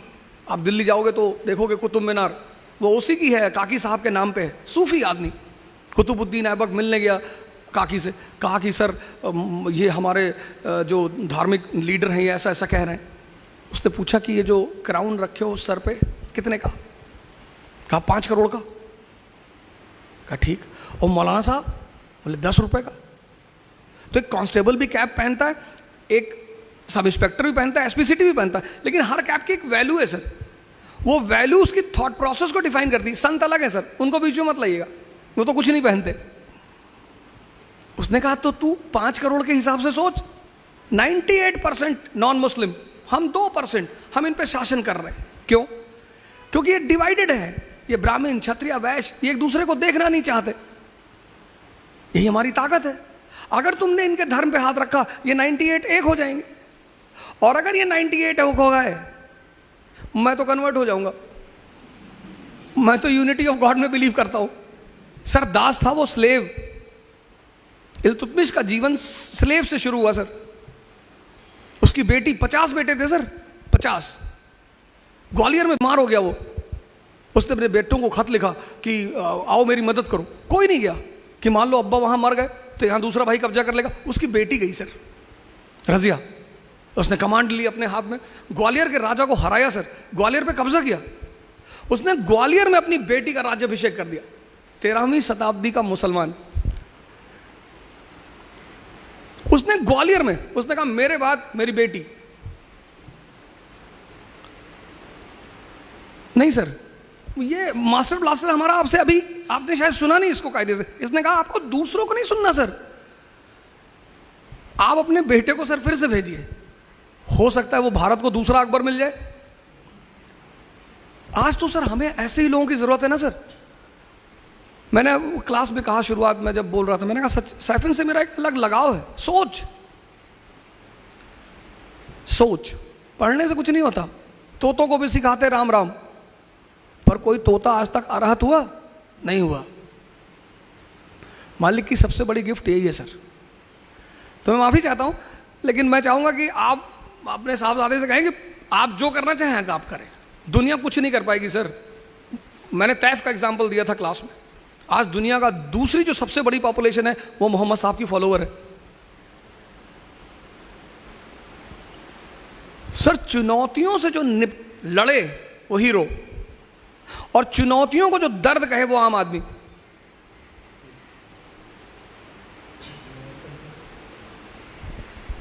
सर कुछ और कहें? Thank you sir. I'll just add one thing. ये सबके लिए है, एक्सपीरियंस के लिए भी है। इन एवरी हालात वी हैव ओनली 2 ऑप्शंस। या तो हालात से लड़ना है या हालात से डरना है। You have to choose your own. और सेकेंड थिंग, मुझे ये सेम क्वेश्चन पूछा था सर, थोड़ा पॉलिटिकल हो जाएगा, लेकिन आई वॉन्ट टू से दिस पीपल। किसी ने मुझे मैसेज किया कि किसी एक स्टेट में कोई एक सिटी का नाम बदला जा रहा है, आप उस पर क्या कमेंट देंगे? आई सेड जिस दिन तुम्हें उससे फर्क पड़ना बंद हो जाएगा उस दिन वो भी बंद हो जाएगा। As simple as that. Yes, next question. I understood कि आपका जो रेफरेंस है वो वैल्यू सिस्टम पे है। सी देयर आर सर्टेन ऑफिसर्स जो आज भी उनकी वैल्यू सिस्टम को लेके चल रहे हैं। ओके, तो केसेस तो होंगे, सिस्टम है, उसके लूप होल्स है, उसको लोग यूज भी करेंगे। आपका कोई बाल भी वांका नहीं कर सकता अगर आपने अपने एथिक्स को नहीं छोड़ा है। Article 311 of the Constitution gives the highest level of security to any civil servant working in government of India or state government. लेकिन अगर आपकी किसी जगह पे कोई प्रॉब्लम है जो उनके हाथ में आ गया, then you can be played with. So if you are very much clear about your role, your job, your duty, and you are aware कि आपको कहाँ पे क्या डिसीजन लेना है, nobody can interfere in your life. This is very clear. सो अगर उनके साथ कुछ होता भी है, कहीं वे फ्रेम भी करते हैं, लेकिन सत्य है तो जीतेगा। These are some values which can never be modified और रिप्लेस्ड। Yes, thank you.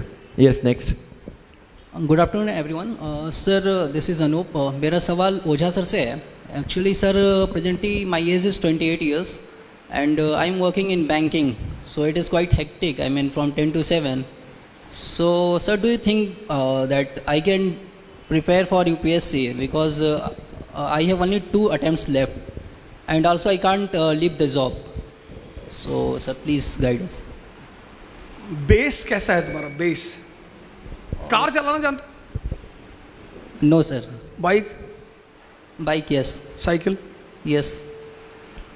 तो अब जब साइकिल चलाते चलाते कभी कभी मोबाइल चेक कर लेते हो कि नहीं? हाँ या ना बताओ, दो में से जो भी ऑप्शन है तुम्हारा। जैसे साइकिल चला रहे हो, तुम्हारा कॉन्फिडेंस है साइकिल पे, और तुम साइकिल चला रहे हो और फोन आ गया, तुम देखो जैसे जो लोग कार चला रहे हैं। Yes we do sir. हाँ, you do, generally we do it कि when we develop a command on certain things.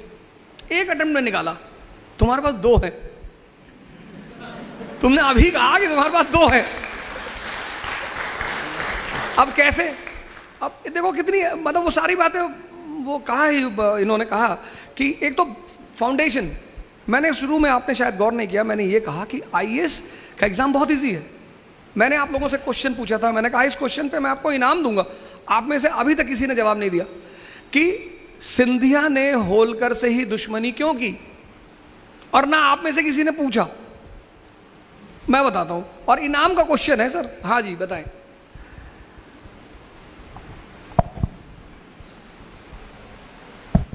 Sir मैंने आई थिंक कहीं पढ़ा था, वो पानीपत से होलकर भाग के आए थे, मतलब विश्वास राव को छोड़ के आए थे शायद, ये पढ़ा था मैंने, शायद ये रीजन हो सकता है। ठीक ठीक। और कोई?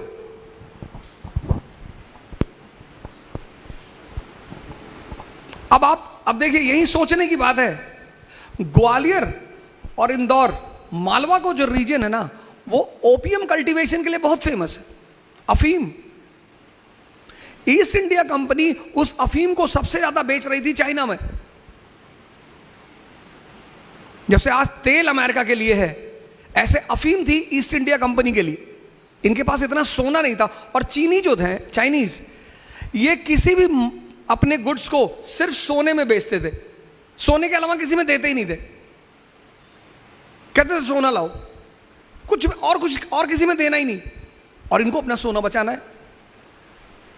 तो फिर धीरे धीरे इन्होंने चीन में अफीम का व्यापार शुरू किया। लोग वहाँ के, इसीलिए चीन की हिस्ट्री जब आप पढ़ेंगे उसमें ओपियम वॉर शब्द आएगा आपके पास।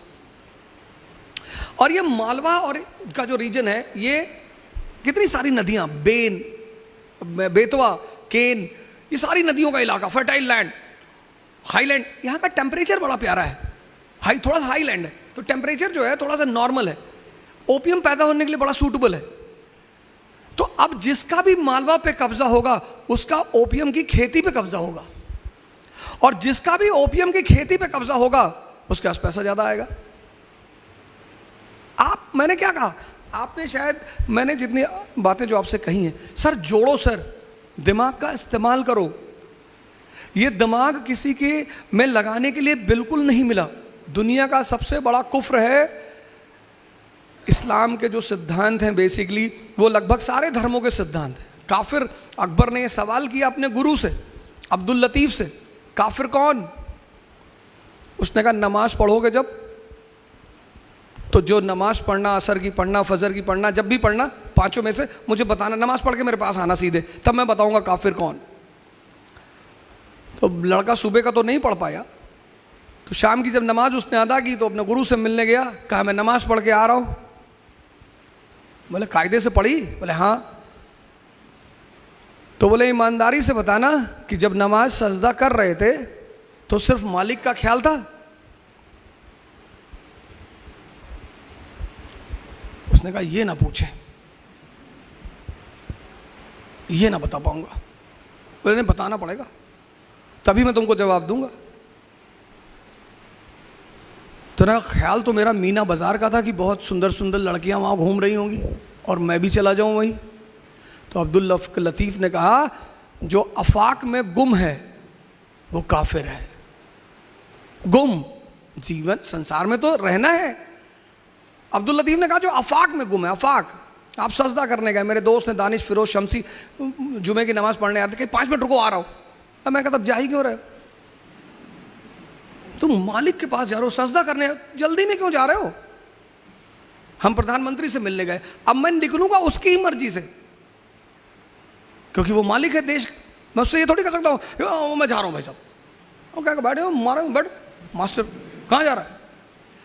जब तुम मालिक से मिलने जा रहे हो, नमाज पढ़ने जा रहे हो, मंदिर जा रहे हो, सर ये देखो 1000 रुपये का फ़ोन लेके चलते हैं, क्योंकि व्हाट्सएप और फेसबुक दुनिया का सबसे बड़ा दुश्मन है।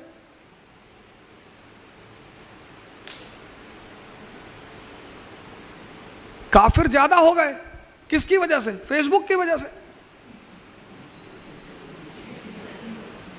काफिर ज्यादा हो, ये दुनिया में जो आप उथल पुथल देख रहे हो किसकी वजह से? काफिर। काफिर का मतलब क्या? जिसका दिमाग मालिक के साथ भी नहीं एक है। कम से कम आप किसी बड़े आदमी के सामने बैठे तो उसके ऊपर ध्यान लगाइए। आप नमाज पढ़ने के धीरे से मोबाइल निकाल के देख रहे हैं, अगल बगल आप देख रहे, कोई देख तो नहीं, उससे क्या फर्क पड़ता है सर? आप देखिए, मेरी वाइफ के पास 1 लाख रुपए का फोन, कहती है अच्छा नहीं लग रहा है। मैंने कहा सवाल अच्छे का नहीं है, सवाल दिमाग का है, बात ही तो करनी है।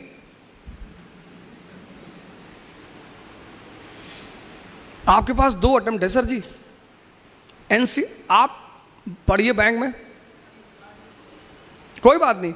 आप हमें हमारा जो एक प्रोग्राम है, टेस्ट सीरीज का प्रोग्राम है, इकरा शुरू करेगी। वो जो टेस्ट सीरीज हम शुरू करने जा रहे हैं, 60 टेस्ट, 60, 1000 क्वेश्चन पर सब्जेक्ट। हिस्ट्री में 1000, पूरी हिस्ट्री आपको क्लास में रिपीट कराएंगे, ऐसे ही क्वेश्चन देकर डिस्कस कराएंगे। और इन्होंने क्या कहा, जब आप एक क्वेश्चन पढ़ते हैं तो उस क्वेश्चन के चारों तरफ भी देख ही लीजिए। तो हमने इसमें लिखा है बुकलेट में आपने देखा होगा 1:4 का फॉर्मूला। हम एक क्वेश्चन नहीं करेंगे।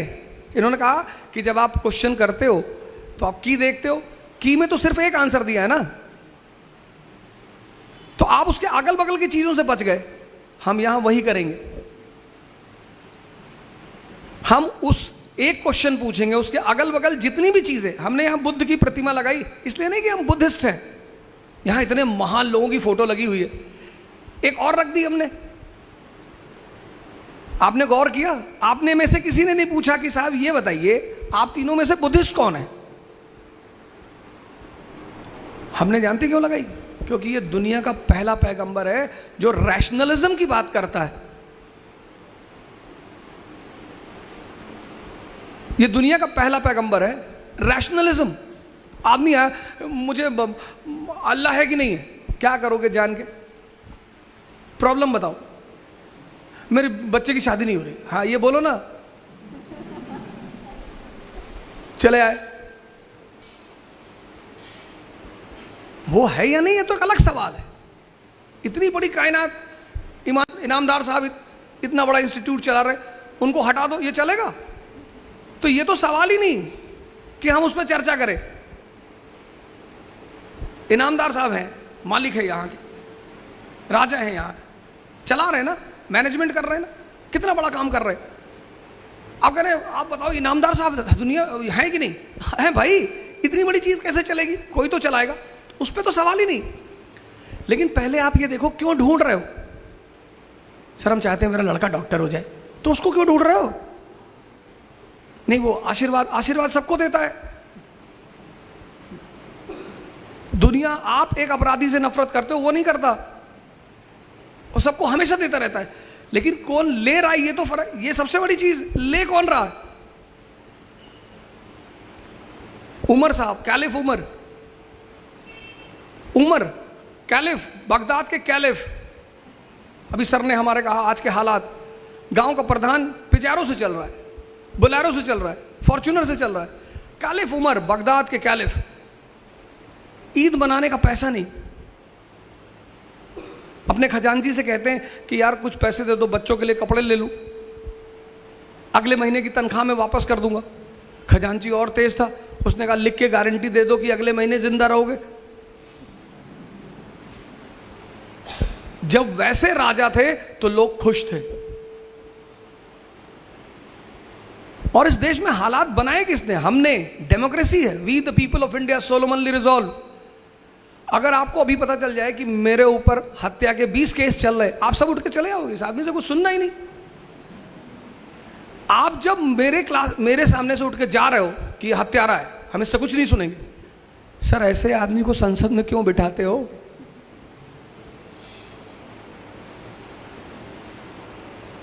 हाथ में तो आपसे आके कह देता है मुसलमान खतरे में है, मैं बचाऊंगा।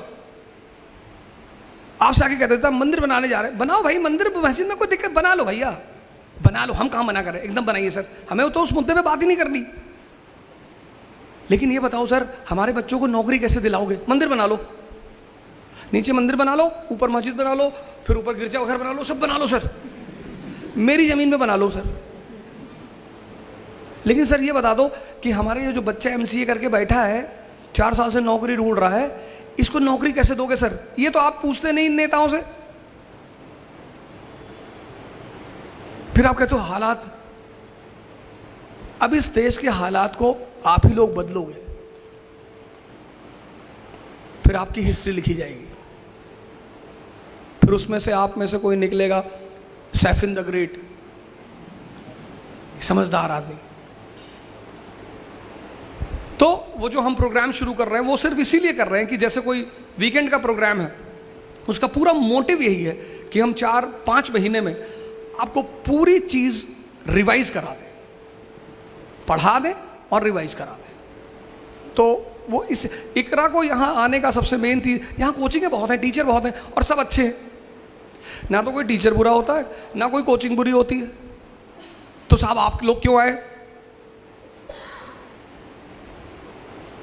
हम खेलने नहीं आए सर, और ना खेलने सिखाने आए हैं, हम जीतने का सिद्धांत जानते हैं सर। खिलाड़ी तो यहां बहुत है, कोच यहां बहुत है, हम सर जानते हैं जीतने का फॉर्मूला।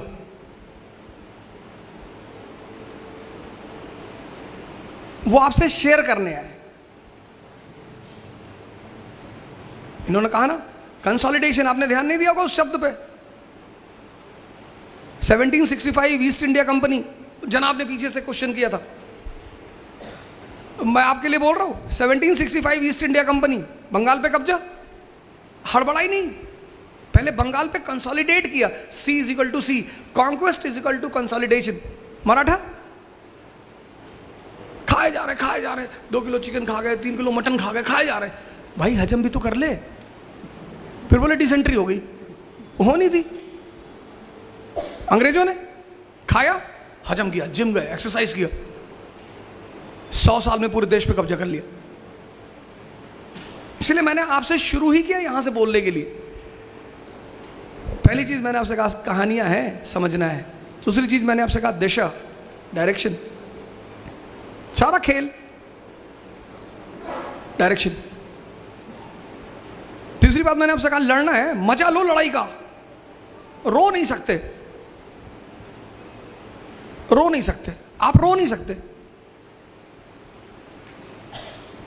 जिसको भी लड़ाई का मजा आ गया, मेरे मामा जी ने मुझसे कहा, अरे बड़े बड़े सपने देख रहे हो, कुछ नहीं करोगे, एक दुकान खोल लो गांव में, खाओगे नहीं तो भूखों मरोगे।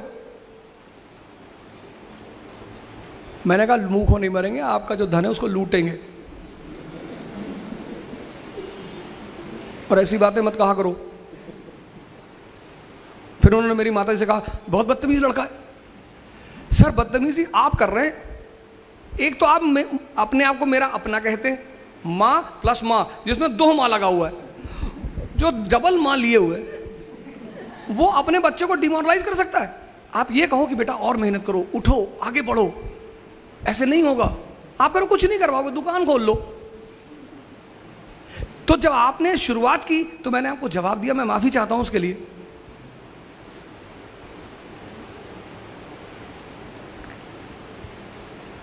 तो पूरा ये खेल है सर, ये सिर्फ एक खेल है। मतलब लास्ट में इन्होंने जो कहा कि अगर आप ये सोचते हैं कि आप गरीब होके पैसा नहीं कमा सकते तो आप धीरू भाई अंबानी को नहीं जानते हैं। क्या बात है, आप क्यों सोचते हैं सर ऐसा? इन्होंने कहा क्या मुसलमानों के साथ डिस्क्रिमिनेशन? ये फैसल साहब खड़े मेरे घर में जाते हैं, मैं अपने घर से बेघर हूं, मेरे घर में मेरा बर्तन अलग है। अब ब्राह्मण घर में गलती से पैदा हो गया, वो कहीं अफगानिस्तान वगैरह में पैदा होना चाहिए था मुझे, और गोश्त का मैं शौकीन हूं, तो उन्होंने मेरे बर्तन अलग कर रखे। मेरी माता जी आती चेक करती कि कहीं इसमें ना खा ले। ये कौन सी डिस्क्रिमिनेशन, किस बात की?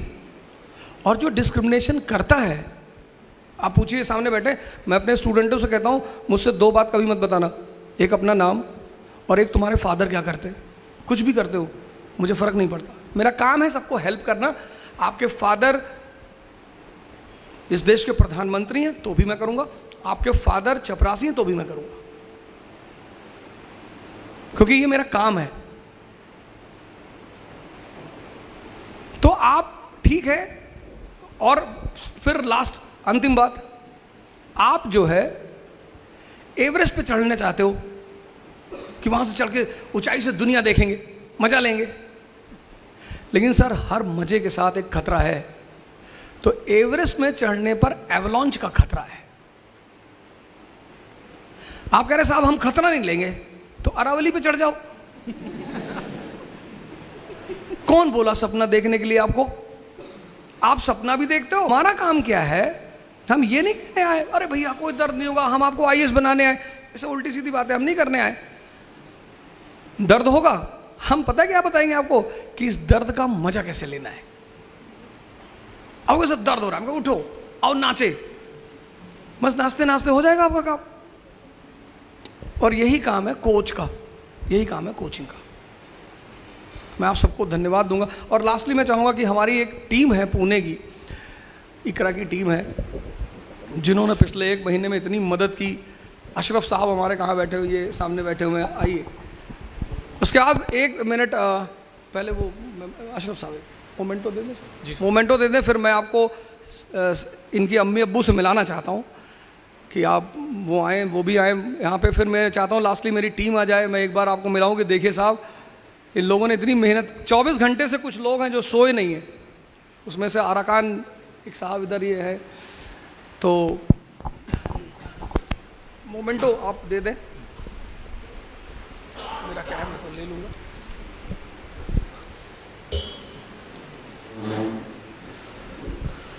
तो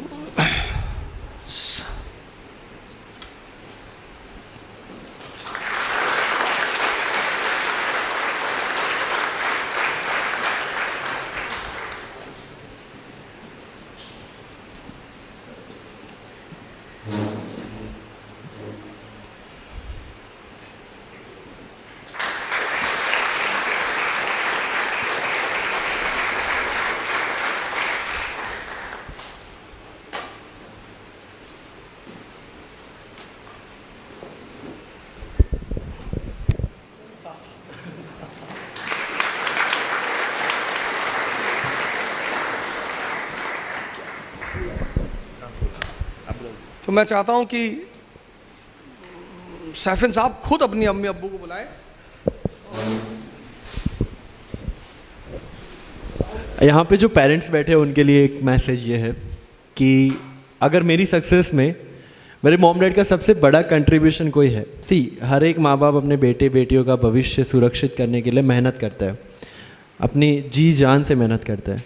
लेकिन एक चीज़ उन्होंने जो स्पेशल की वो ये है, they give me the freedom to dream. तुझे जो करना है, जैसे करना है, you do, we are with you. और ये सेंस ऑफ फ्रीडम आप में सेंस ऑफ रिस्पॉन्सिबिलिटी लेके आता है, और वही चीज़ इन्होंने की। अगर उन्होंने कभी मुझे ये नहीं बोला कि तुझे डॉक्टर बनना है, इंजीनियर बनना है, या ये बनना है वो बनना है। जब मैंने उनको बोला कि मुझे ऑफिसर बनना है, yes you go and do it. जब NIT में होने के बावजूद मैंने प्लेसमेंट नहीं लिया, मैं प्लेसमेंट में बैठा ही नहीं एक भी बार, जब रिस्क लिया 1 साल UPSC प्रिपरेशन का, जब घर के हालात ऐसे थे, जब ज़्यादा मजदूरी करनी पड़ती, फिर भी दे नेवर सेड कि okay just go and study, go and get some job जिससे फाइनेंशियल हेल्प हो जाए। No, they said okay you want to do UPSC, just go and do UPSC। And that is where probably I got that freedom, and that's why I could pursue my dreams so freely. So I would like to welcome Mummy, Papa, please come on the stage.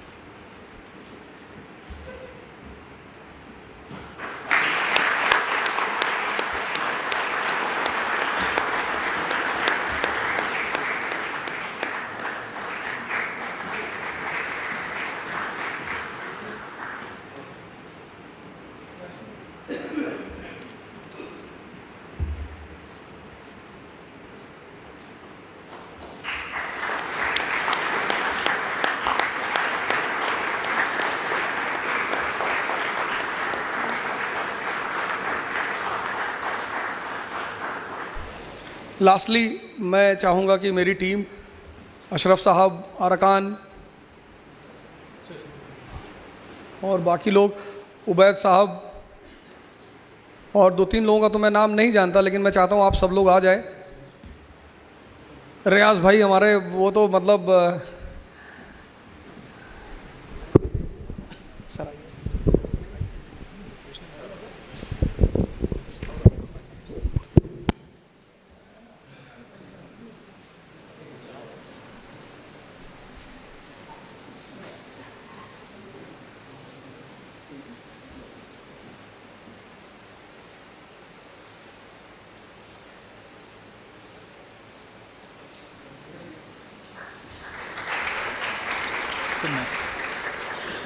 तो मैं lastly सबको, पूना के सभी लोगों को बहुत बहुत शुक्रिया कहना चाहता हूँ। आपने बड़ा सहयोग किया और आप आए बैठे इतनी देर, तो thanks a lot.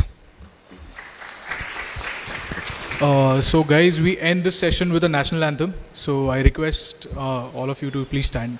Thank you. Jana Gana मन अधिनायक जय हे, भारत भाग्य विधाता। पंजाब सिंधु गुजरात मराठा, द्राविड़ उत्कल बंगा। विंध्य हिमाचल यमुना गंगा, उच्छल जलधि तरंगा। तव शुभ नामे जागे, तव शुभ आशीष मांगे। गाहे तव जय गाथा, जन गण मंगल दायक जय हे, भारत भाग्य विधाता। जय हे, जय हे, जय हे।